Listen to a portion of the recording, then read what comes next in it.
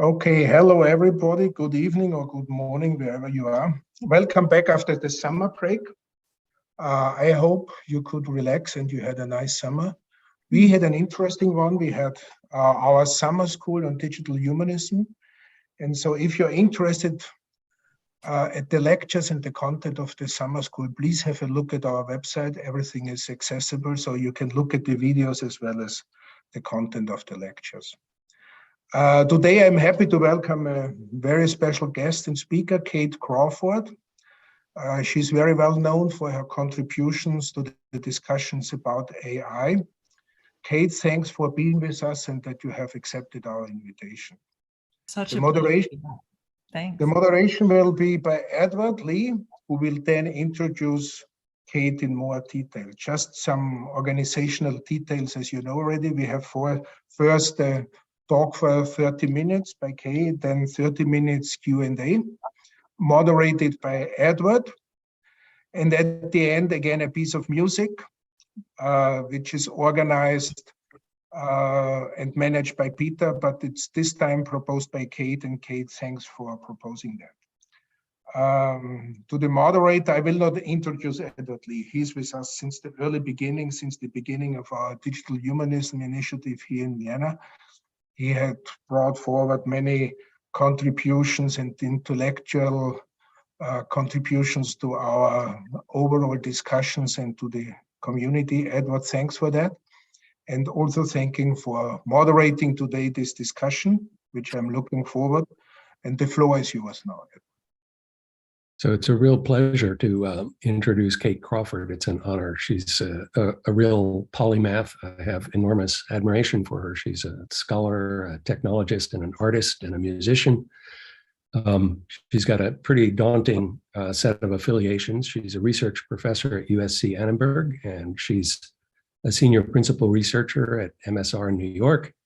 And she holds the inaugural Abeona, I'm not sure how you pronounce that, visiting chair for AI and justice at the École Normale Supérieure. She leads a project called Knowing Machines, which is an international research collaboration that is focused on the epistemic foundations of machine learning. She's gotten an amazing collection of prizes. She's got exhibits that are part of the permanent collection of the Museum of Modern Art in New York and the V&A in London. She's collaborated with some amazing artists, and she's truly a very interesting person. And so I'm not going to take any more of her time and let Kate take the floor. Please, Kate. Thank you so much, Edward, for that generous introduction. And thank you, Peter and Werthner and the entire team for inviting me to join this really wonderful lecture series. So my name is Kate Crawford, and today I want to share with you some of the core themes of my book, Atlas of AI. So in this book, I outline some of the ways in which the tech sector has been acting like the new extractive industry of the 21st century. But to show you how, we need to actually visit the places where AI is made. And I mean that in the fullest sense. So that is, we need to essentially map the political ecology of AI as a planetary infrastructure. So let's start with a deceptively simple question. What is artificial intelligence? Well, if you type in AI into Google image search, this is what you'll get. Blue grids, floating numbers, men in glasses staring into the middle distance, and lots of white robots. And yes, they're almost always white. And I'd suggest that these images are actually quite problematic and misleading. But it's a very common framing of AI as abstract, ethereal, and immaterial, as just neutral algorithms floating in the cloud. But to find out what AI is really made from, we need to take a more material, global perspective.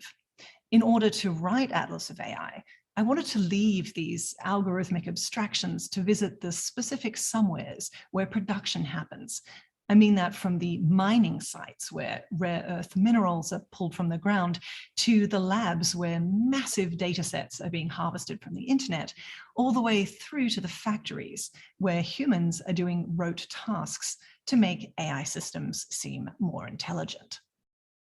And this is why I use the concept of an atlas. Obviously, an atlas is an unusual type of book. It's one that allows you to look at different scales. You can zoom out to a continent, or you could zoom right into a city. And I think we need these scalar shifts in order to truly understand something as vast as contemporary computation. But atlases are also accounts of domination by colonial powers, where territory is carved along the fault lines of power. So by invoking an atlas, I'm suggesting that we need deeper ways to understand the empires of AI, to look at what lies beneath the very distracting spectacles of the latest machine learning models. So one of the inspirations for this book was a collaborative project I did with Vladan Jola called Anatomy of an AI System. We made a giant map of the life cycle of a single Amazon Echo device, from the minerals to data processing to the device disposal in the ground. Now, I'll confess, this project was actually a much bigger research endeavor than either of us had expected at the beginning. We had started out just by looking at how Amazon Echoes harvest data, but we ended up going much further afield into supply chains, pay scales, smelting practices, and all the way through to container shipping to get the device to people. And when we completed the project, I wanted to expand this analysis beyond a single device to consider the entire AI industry itself. So I structured the book around these 8 core chapters. But in order to give you a really quick tour today through some of these ideas, I'm going to take a transverse cut through these topics to address just 3 areas: the Earth, human labor, and space. Or to put it another way, rocks, flesh, and rockets. So we're going to start by addressing the politics of rocks and brine, because AI is made of minerals and fossil fuels extracted from the deep time of the planet. At the flesh layer, we'll consider the politics of human workers, because AI is also made of deep tissue. And finally, we'll follow the rockets, the final frontier of extractive practices, where we'll see how deep space is furthering the current ambitions of tech power. So let's turn to the first domain, the politics of rocks. Now, one of the very first field sites that I visited for the book is this place. This is Silver Peak in Nevada's Clayton Valley. This mining town is one of the oldest in Nevada, and it was almost abandoned in 1917 after the ground was stripped bare of silver and gold. It wasn't until the 1950s that people realized that Silver Peak is in fact perched on the edge of a massive underground lake of lithium. And now that highly valuable lithium brine under the surface is being pumped out of the ground and left in open, iridescent green ponds to evaporate. This is currently the only operating lithium mine in the United States, and it of course makes Silver Peak a site of intense interest to the tech industry for one reason: rechargeable batteries. So here in a remote pocket of Nevada is a place where the stuff of AI is made. Lithium is also known as gray gold. Smartphone batteries, for example, usually have around 7 grams of this material. The Amazon Echo has about double that. But each Tesla Model S car needs about 62 kilograms of lithium for its battery pack. Now, these kinds of batteries were never intended to supply a machine as power hungry as a car, but they are in fact the only mass market option available. And all of these batteries have a limited lifespan. They're very difficult to recycle and are commonly thrown away as waste. Now, around 200 miles north of Silver Peak, you can find this place. It's the Tesla Gigafactory. This is the world's largest lithium battery plant, and Tesla is estimated to use more than 28,000 tons of lithium hydroxide annually. That is, depending how you measure, about half of the planet's total consumption. Now, a 2020 study by the University of Augsburg modeled how much lithium we have available to mine. On the most optimistic estimate, and assuming best practice recycling, lithium is expected to be fully depleted a few years after 2100. But without best practices, shortages could begin as soon as 2040. And I think we're just starting to see an intimation of what this type of supply chain crisis could look like with the recent semiconductor shortages. Which brings me to another location, the Indonesian islands of Bangka and Belitung. These two islands together produce 90% of Indonesia's tin, supplying companies such as Samsung, Sony, LG, and Foxconn. And their landscapes reveal the high cost of semiconductor production. Now, on these islands, you'll see many informal miners on makeshift pontoons, scraping the seabed and diving underwater to suck tin through giant vacuum tubes. But tin mining is a very destructive trade that has already destroyed forests, farms, and fish stocks and coral reefs. So where the ground isn't covered with mines, you'll see it pockmarked with the thousands of graves of miners who've died digging for tin to meet this growing demand. And we know why that demand is there, because on average, a 21st century person uses 10 times more minerals than one of the 20th century. And our AI consumer devices are a big driver for this demand. In a single iPhone, there are 75 elements. That's around 2/3 of the periodic table. So from the perspective of deep time, we are extracting Earth's geological history to serve a split second of technological convenience. All of this, of course, is used to build devices such as Android phones, Apple Watches, and Amazon Echoes that have an average lifespan of a mere 4.7 years before being discarded. All of those AI devices end up here, buried in e-waste dumping grounds, commonly located in places such as Thailand, Pakistan, and Ghana. And this is why I would suggest that we need to traverse far beyond the United States and Europe to see the legacies of the tech industry. We need to turn to Bolivia, which is the richest site of lithium in the world, and thus a location of ongoing political conflict, as well as the Central Congo, China, Indonesia, and the Australian deserts. Although these places are rarely recognized as such, these are in fact the true birthplaces of AI, as well as being their graveyards.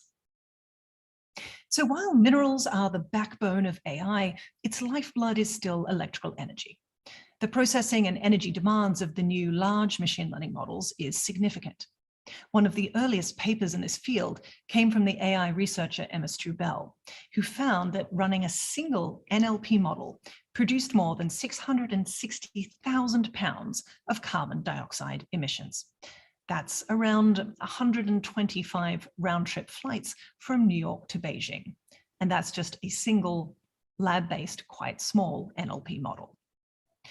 So we can see how AI is, while indeed building these new systems, it is depending on the old extractive industries. And just like the traditional forms of mining, the data economy is premised on maintaining a state of ignorance as to its true planetary costs. Now, the philosophers Hart and Negri talk about the dual operation of abstraction and extraction in information capitalism, the way in which our material conditions are abstracted away in order to give us the process of extracting more information and resources. And I think this is a very helpful way to see how all of those abstract and technical descriptions of AI that we considered earlier, all of those clean white robots, distract us from the energy, labor, and many forms of mining needed to keep the industry going on.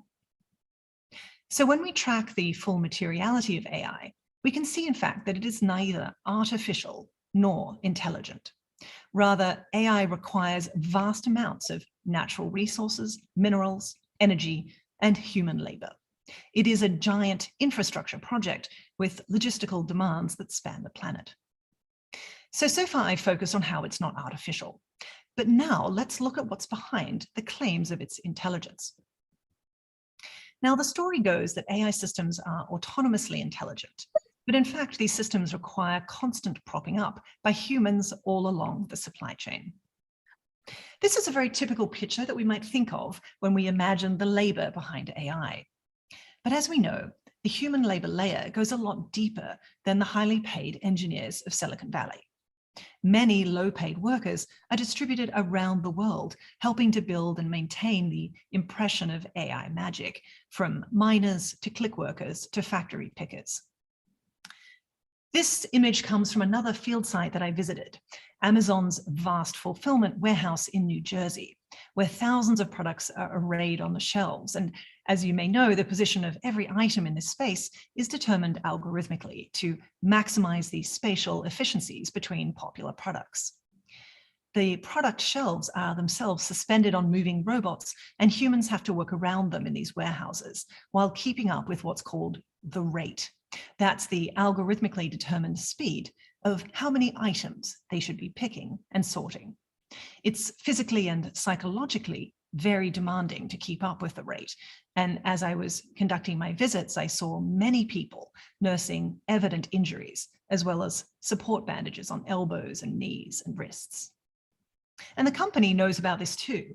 In Jeff Bezos's letter to shareholders, he described his vision of how Amazon will deal with the high levels of injuries that are actually suffered by its workers in fulfillment centers. His solution? It's a new algorithm that will rotate employees by tracking which muscle tendon groups they use. This, of course, is surveillance into the deep tissue level and beyond. Employers now observe, assess, and modulate intimate parts of the work cycle and bodily data, down to our last micro movements of ligaments and our facial expressions, areas that were previously off limits to them. In a recent US survey, 66% of Amazon workers in New York said that they experience serious physical pain while performing their job, and 42% said that they continue experiencing pain even when they aren't working. The worst sites being places like feet, lower backs, and knees. We can think of these as the musculoskeletal hotspots of a system that is optimized for algorithmic efficiency over human sustainability. So when Vlad Anjola and I were researching Amazon's labor practices, we went through all of its recent patents, and we discovered this little-known patent. It depicts a metal cage intended for workers that can be moved through a warehouse, effectively on the same motorized system that's shifting those shelves filled with products. Now, after we published this research, it was picked up widely in the media. So Amazon decided to issue a statement designed to reassure people. And they said they never really intended to implement the worker cage. But the artist, Simon Denny, fortunately built a physical model of this cage so that we can now see what it might look like at scale. To me, this is a very powerful symbol of the profoundly asymmetric power relationship between low-paid human labor and tech companies. Now, of course, patents aren't necessarily ever meant to be built. Rather, they are maps of the corporate imaginary, a speculative capture of possible futures.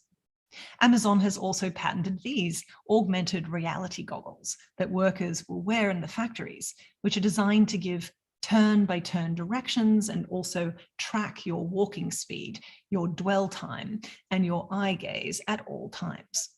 This is literally seeing through the eyes of Amazon Corp, and it gives you a sense of the intimacy of surveillance at the physical logistics layer. But we also have many issues about the labor that's undergirding the software layer. As we know, there's a lot of underpaid work from people creating data labels and testing AI systems, and sometimes even pretending to be AI systems. This echoes a much earlier technology of the Hungarian inventor Wolfgang von Klemperen's a fantastical chess-playing robot called Mechanical Turk. In 1770, it could beat almost anyone and was the toast of Europe. But of course, it was an elaborate illusion. A human chess master was hidden inside the machine. Now, if we fast forward a few centuries, Amazon, of course, creates its own distributed labor platform of low-paid workers and calls it the same thing, Amazon's Mechanical Turk. But Jeff Bezos famously calls it artificial intelligence. But I prefer Astra Taylor's name for it, photomation or fake automation. That's the name for systems that claim to be intelligent, but are actually maintained by thousands of remote click workers from rural India, Malaysia, China, and the US. So in both von Klemperen's historical chess robot of the 18th century, all the way through to the current Amazon Mechanical Turk, the machine layer hides the continuous labor of humans underneath. And they are paid pennies on the hour to complete tasks that prop up the idea that AI is autonomously intelligent. So another side of extraction, of course, is the expressions on our faces. In the latest expansion of facial recognition tools, we now know that there are a set of suites and systems designed to mine so-called emotion recognition. And they're based on the assumption that you can determine somebody's inner emotional state by analyzing their face. These assumptions about reading emotions can be traced back to this man, a psychologist by the name of Paul Ekman, whose work began in the 1960s. Ekman believed two things. First, that there are 6 universal emotions that can be seen on people's faces around the world, regardless of culture: happiness, sadness, fear, disgust, anger, and surprise. Secondly, he believed that you could tell what somebody was feeling inside by tracking the micro expressions in their face. That is, even if people are trying to hide their inner feelings, these tiny muscular movements in the face will betray them. But in fact, Ekman's research has been highly disputed since it was first proposed back in the 1960s. In fact, the anthropologist Margaret Mead critiqued this idea because of how it erases cultural difference and the business of relationality. Now, more recently, the psychologist Lisa Feldman Barrett conducted a wide-ranging review study to show that there was no consistent relationship between a facial expression and an internal emotion. So a smile doesn't mean you're happy, and a frown doesn't mean you're mad. But as we'll see, that hasn't stopped companies from implementing Ekman's ideas into production-level systems that are already used in HR, in policing, in schools, and in cars. For example, this is an AI system that watches you as you drive. If you're texting, or you look too far to the left or to the right, or you seem to be displaying emotions like anger or sadness, it will define you as distracted, and it can use this to increase your insurance premiums. One startup even proposed reporting this kind of data directly to the police. Now, the largest emotion tracking startup, Affectiva, was recently acquired by Smart Eye, a European company that supplies driver monitoring systems for car manufacturers. The company plans to implement what they call interior sensing, that is, surveilling all occupants of a car to track their emotional state. So the vision here is a world where sensors are constantly monitoring and analyzing our behavior and our supposed emotional states, and to use it for everything from advertising to modulating insurance. Now, we could think of this historically as a new kind of enclosure. Back in the medieval period, farming was based on large fields that were commonly used and shared. But in the beginning of the 16th century, the Enclosure Acts of England abolished the open field system. Now, this radically upended the way that people had farmed for centuries. Any right that villagers had over common lands were gone. Over the periods of enclosure, about 1/5 of England was transferred from communal ownership to private property. So now in the 21st century, we are seeing a new kind of enclosure emerge. Now it's muscle movements, facial expressions, and autonomic body functions like pulse rates and sleep patterns that were previously inaccessible have now become the new grounds for profit. So what is next for these practices of enclosure and AI? Well, the same industries that have profited from these technologies have now turned to space. And we're now seeing the ideology of the current space spectacles is deeply connected to the AI industry. There's a striking promotion video that Jeff Bezos's space company Blue Origin released a couple of years ago. In this video, he describes Blue Origin as the most important work he's doing. In his words, the future will force us to make a choice. He believes that we have to decide if we want a civilization of stasis, where we have to cap population and energy usage per capita, or we can fix that problem by moving out into space. So I went to visit Blue Origin's suborbital rocket base in West Texas. Now, in this remote desert basin, the company is working on an ambitious vision, aiming to bring about a future in which millions of people are living and working in space. Specifically, Bezos has discussed building giant space colonies where people will live in floating manufactured environments.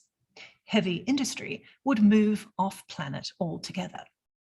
Meanwhile, Earth would be zoned as a beautiful place to visit, presumably for those who can afford it, while they're not working in the off-world colonies. Now, if all of this sounds vaguely familiar, it's because Bezos's inspiration for life in space comes in part from the science fiction novelist Gerard K. O'Neill. O'Neill wrote a book called The High Frontier that some of you may remember. It was a wildly popular 1970s fantasy book about space colonization. But the story of O'Neill's fiction is actually an interesting one. O'Neill was driven to write science fiction because of the dismay and shock that he felt after reading the landmark report by the Club of Rome called The Limits to Growth. Now, this report published some of the earliest data models back in 1972 that famously predicted that resources and population were likely to collapse by the year 2100. That is, unless the global policy agenda rapidly slowed growth and reduced the gap between rich and poor nations. But O'Neill wanted to imagine a different way out of a no-growth future. By focusing on deep space, O'Neill redirected global anxiety during the 1970s oil crisis with visions of serene space structures that would miraculously preserve the status quo. So if we face shortages of key minerals, he believed, you simply move the extraction horizon further out into space. So that space colonization has now come to the forefront of the new corporate imaginary, particularly of our biggest and richest tech billionaires, I think reveals a very troubling relationship to the Earth.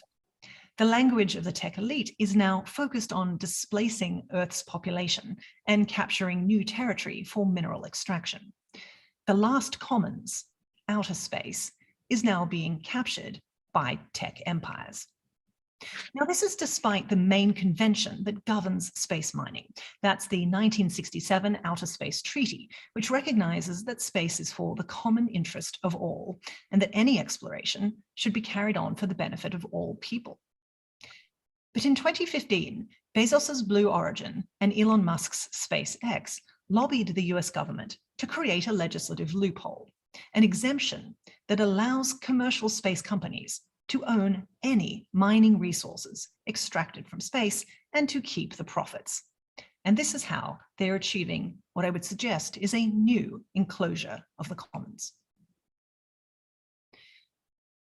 So in this way, perhaps it's no surprise that the sort of latest tech marketing schemes are about abandoning the planet and this desire to escape both climate collapse on one hand and government regulation on the other.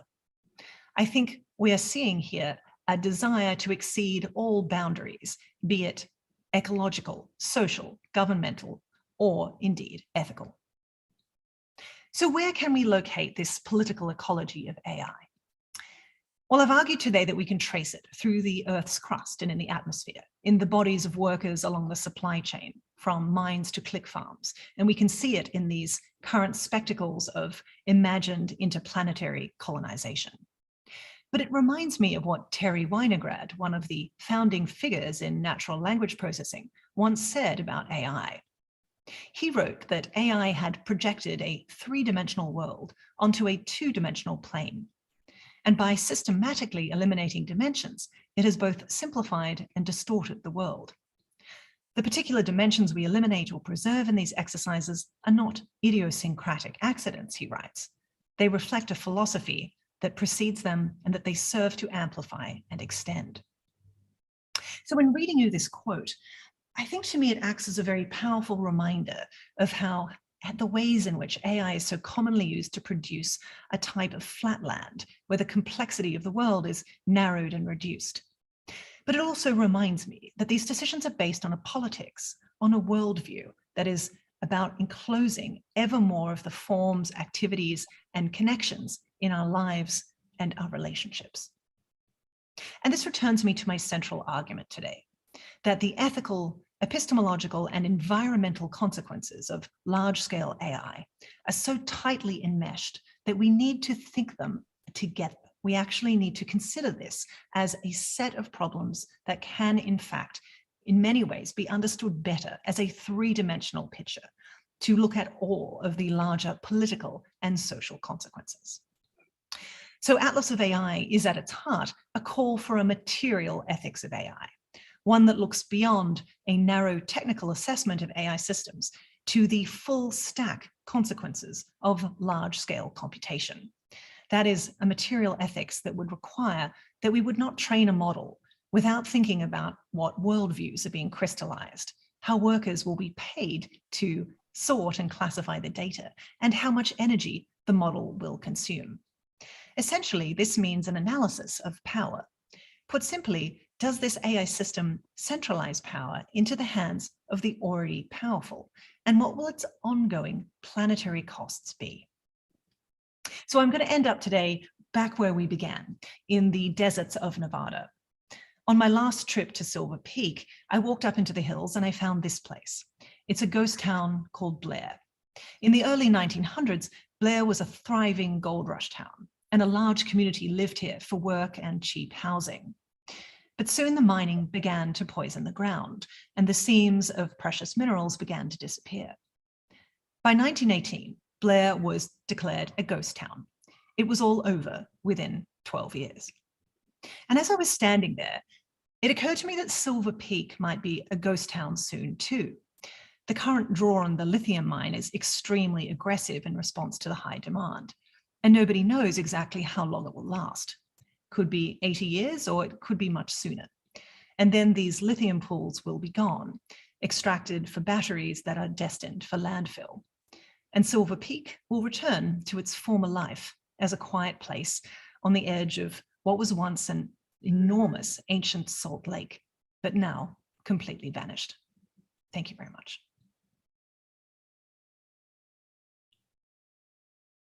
Thank you, Kate. I think we will all virtually applaud. That's really scary, and I think a real call to action. I think as moderator, I'm going to use my right to ask a first question. So in your book, The Atlas of AI, you emphasize that deep neural networks, because of the way that they're trained, reinforce the taxonomic classifications in society, like gender, race, and as you mentioned in your talk, Ekman's emotional states. Some uses of neural networks, however, are not about classification, right? There's this recent emergence of neural networks that synthesize artworks like Midjourney or DALL-E or Night Cafe. I've personally been fascinated by these. I was wondering, as an artist yourself, what do you think of those uses of neural networks? I love this question, Edward, because as you say, certainly Atlas of AI is really focused on the forms of human classification in such systems as ImageNet, or we might find in facial recognition. But we've seen a set of really interesting generative art models, particularly just in the last 12 months. And I've certainly spent some time with DALL-E 2 and GPT-3. And I think it's been fascinating to see the way that these techniques, which have been generally in many ways considered separately in relation to language and image processing, to be coming together in these really powerful ways. Now, certainly some people have raised concerns about the fact that these models are really extremely energy intensive, but certainly I've been heartened to see that there's been a lot of work that's been done very recently on trying to reduce the overall resource load of these kinds of diffusion models. But perhaps I would think about this in ways that sort of remind me of what happened to the music industry in the 1990s, where we saw the explosion of essentially home studio software, so people could really write their own music. And I say this with my electronic music hat on. It was this kind of extraordinary time of creativity at the local level.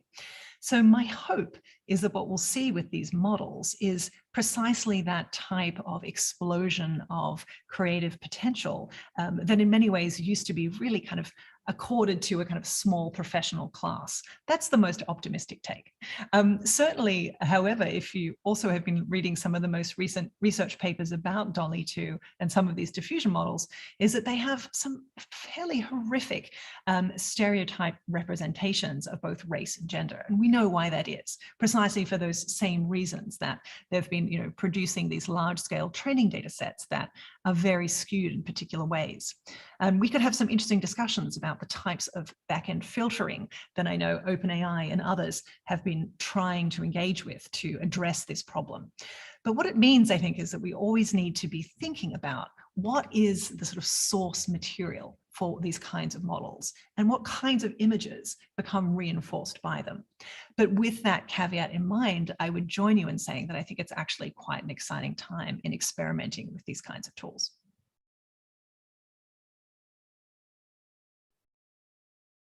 Wonderful, very thoughtful response. I would like to welcome questions from anyone on the Zoom call or through the chat. Okay, so Rishio Nikhil, who are you here live? Would you like to pose the question live? No. Okay, can you hear me? Oh yeah, there he is. We can. Yeah, excellent. Go for it. This is not so much a question, but that I was intrigued by your choice of the word atlas, because atlases come with projections, Mercator projections and other projections. Every one of them distorts in different ways. So I was wondering whether you had pondered on that dimension of the term. Fantastic observation, and absolutely yes. This is in fact something that I write about in the book. And it's interesting to think about the projection analogy every time we train a model.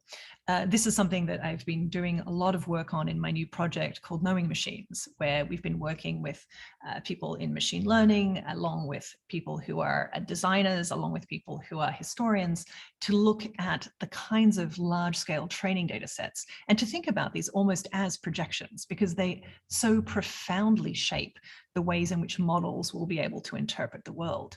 So I think in some ways, I wish we sort of almost had a way of really articulating to people before they, take a training set down and say, okay, I'm going to train a model on this, to say, here are the types of projections, here are the skews, here are the shifts that this training data set will actually produce.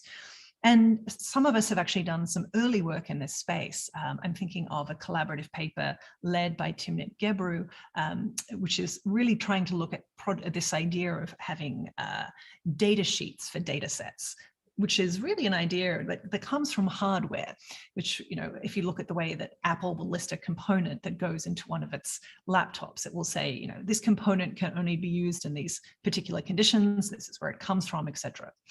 And it occurred to us that we needed something very similar for training data sets, to think about their provenance, to think about their gaps, to have documents that will actually give you that sort of information, as well as referring you to potential privacy or consent concerns with that data. So more and more, I think, trying to give people that sense of skew. What are the ways in which data comes sort of preloaded with a perspective, with a particular way of seeing, would be a very, very needed and very powerful step in the current AI ecology. But yes, this is a way of very much agreeing with your metaphor that projections is a very powerful way to think about that, particularly training data layer. Very nice. Helga Nowotny has raised her hand. Helga, go ahead. Yes, I would also like to come back to the atlas. The atlas is a wonderful way of representing, of course, selectively, the world outside, but it is also a static picture. Now, what are you thinking? How to update and possibly to interact with the kind of, images, data that you have brought together in this wonderful way. Because only then, it becomes a way of connecting the people who look at it to share their impressions, but also to give a kind of feedback to those, be it the lowly paid workers, be it those who set the low pay, and others that all act together to create what you have presented to us. I love this observation, Helga, and certainly it also represents a provocation in terms of how we can do this work in an ongoing way.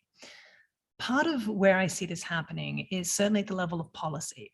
So in terms of addressing issues such as the pay scales of crowd workers, which are truly shocking when we see that the average is generally less than $2 US per hour. This is something that we can really take a position on as a field. We can start to require people actually pay living wages for the crowd workers that they use. This can have an extraordinary, as you say, powerful feedback effect across the entire system.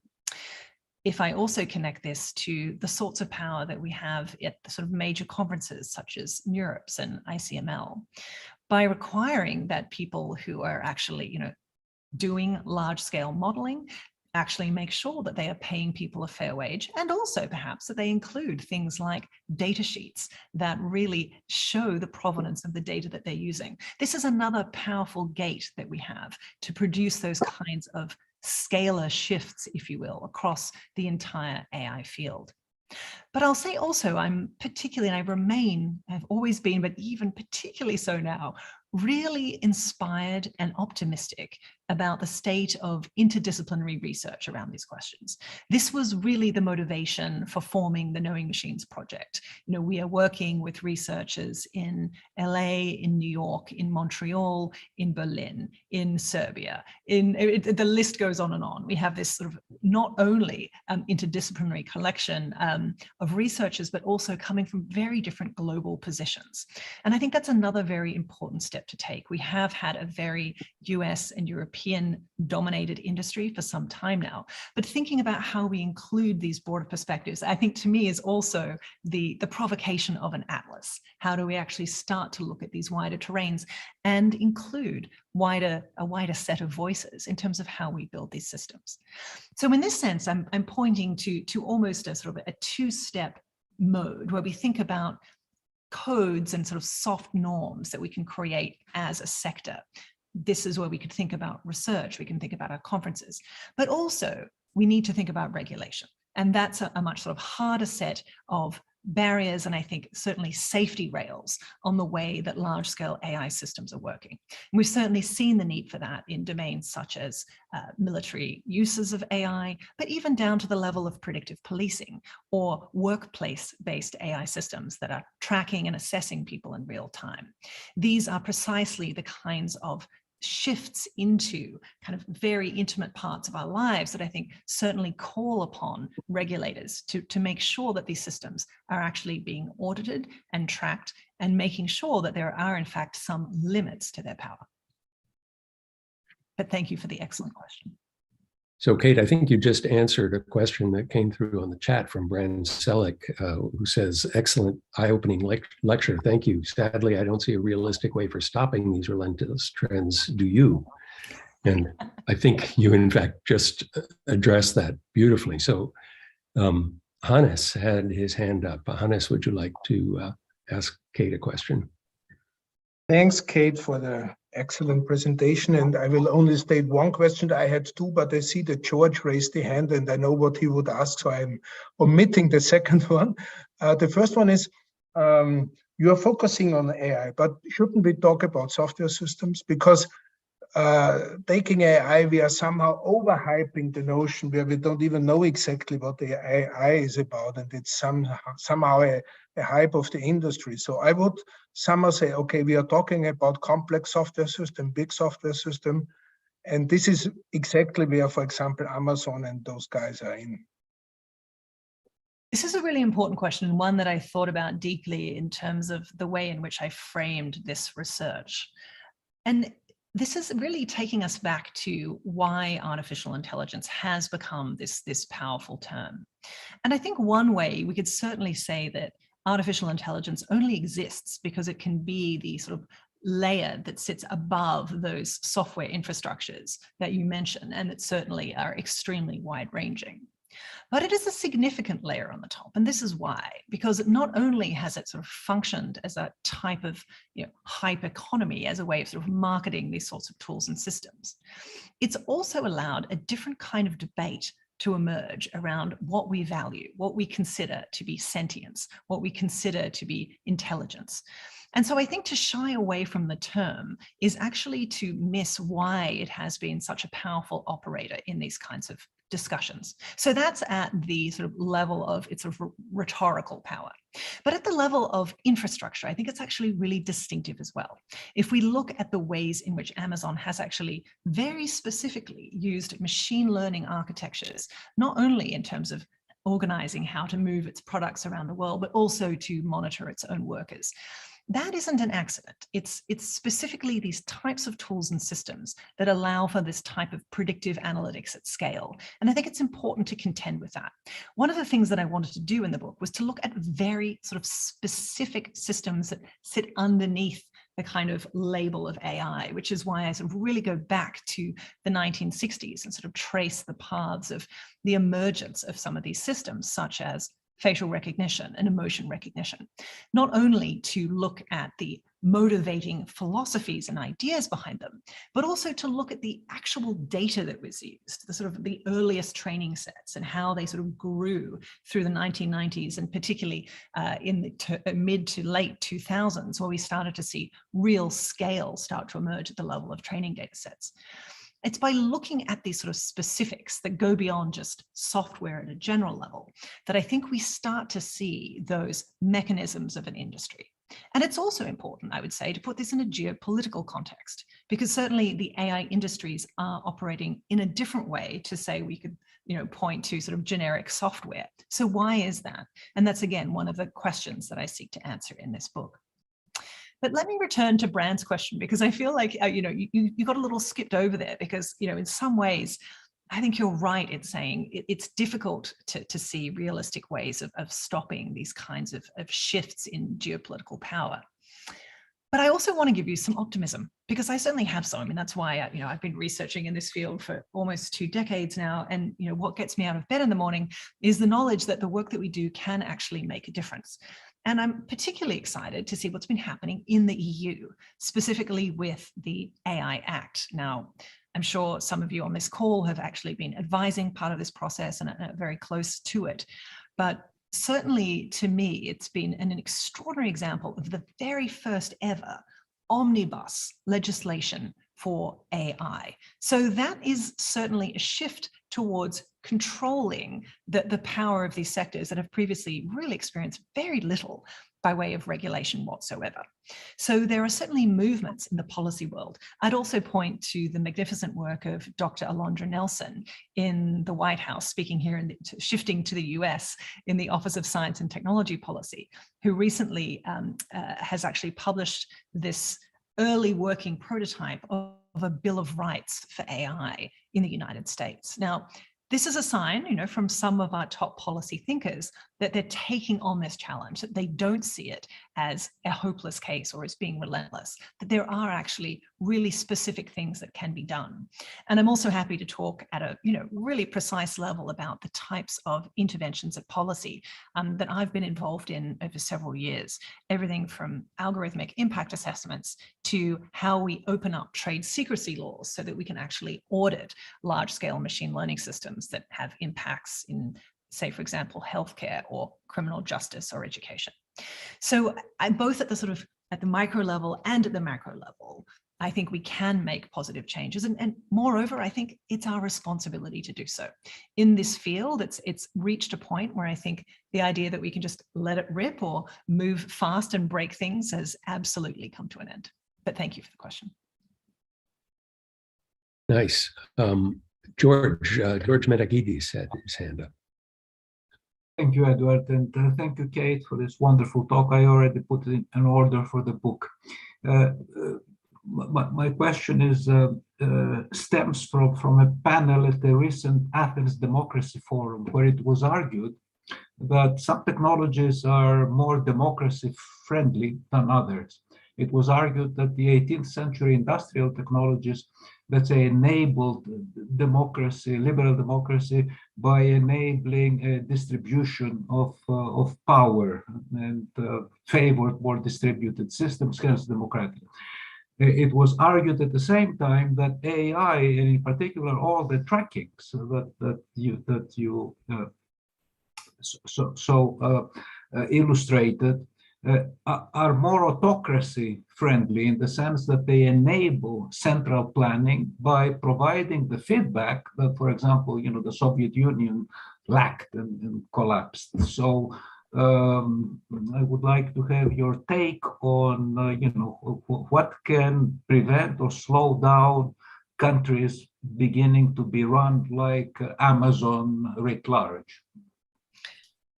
Well, George, you've pointed to, I think one of the biggest democratic concerns that hovers over these kinds of debates and specifically these technologies. I've certainly written in the past about the uses of artificial intelligence in autocratic governments.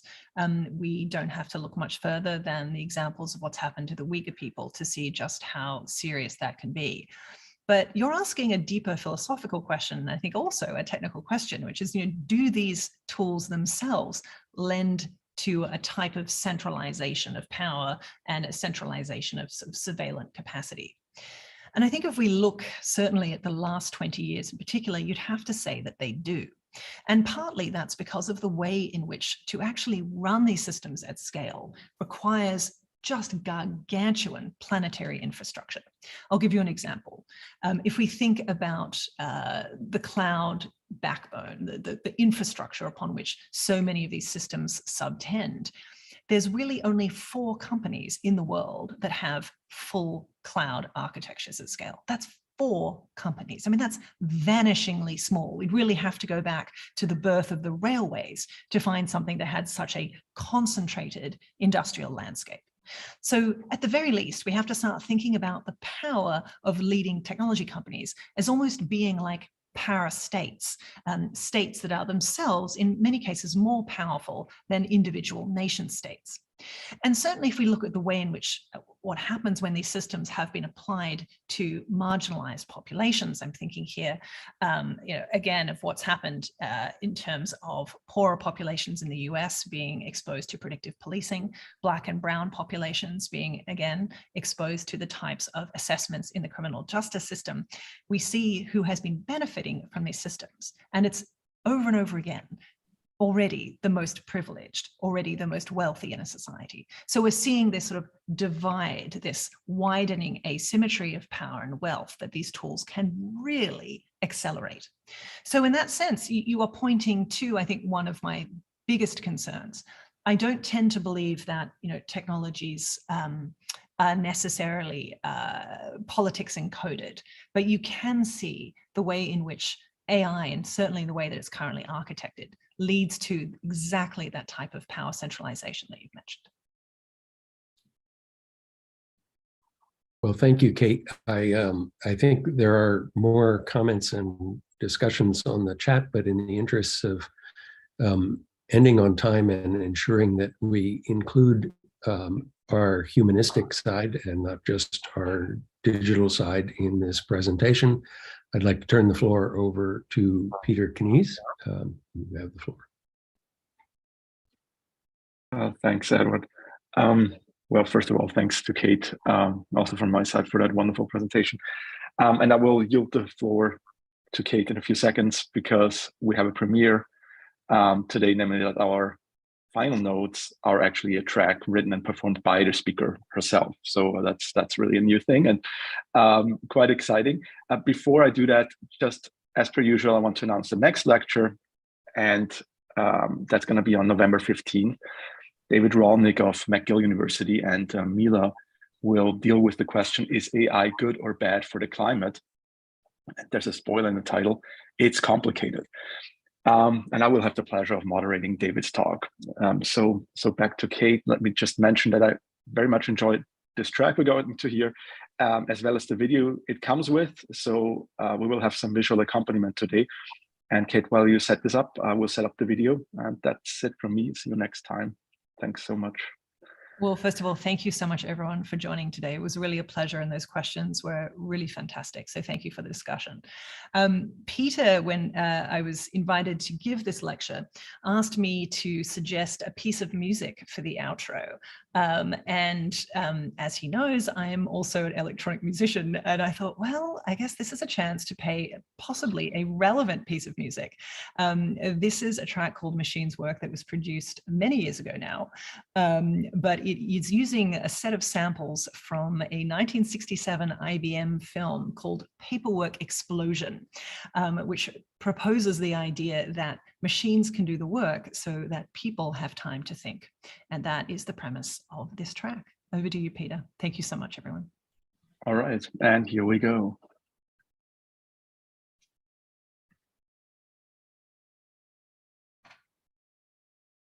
Now look what they've gone and done. To make reality of imagination. So that people have time to think. Machines can do the work.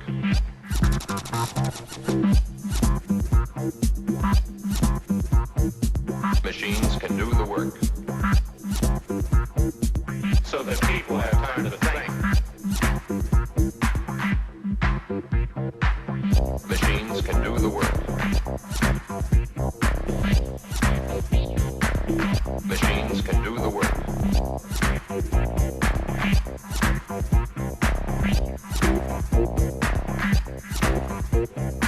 To make reality of imagination.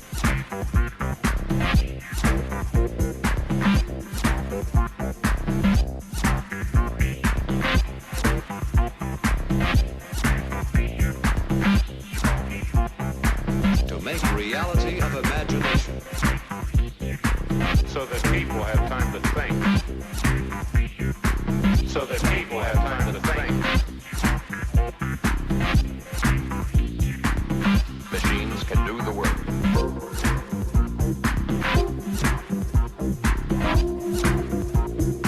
So that people have time to think. So that people have time to think. Machines can do the work.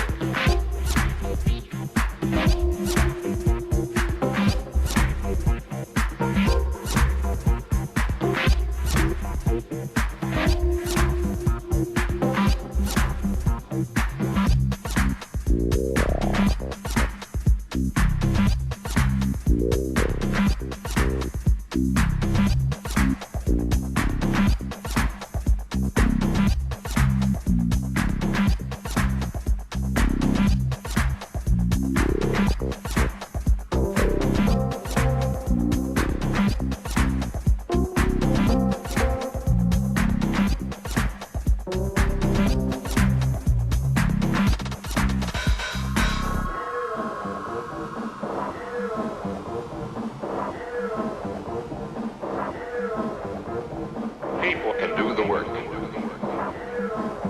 So that machines have time to think.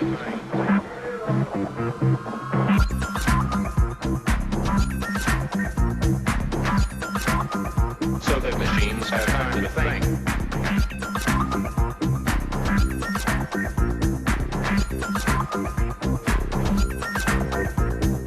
People can do the work.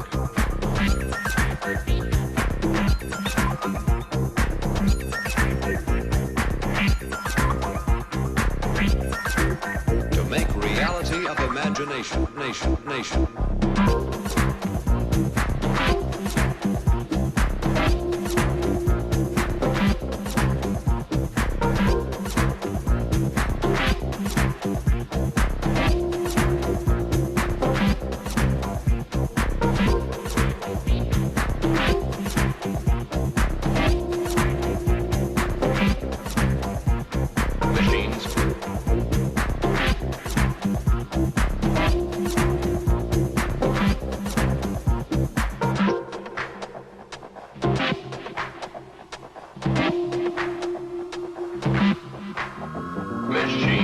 have time to think.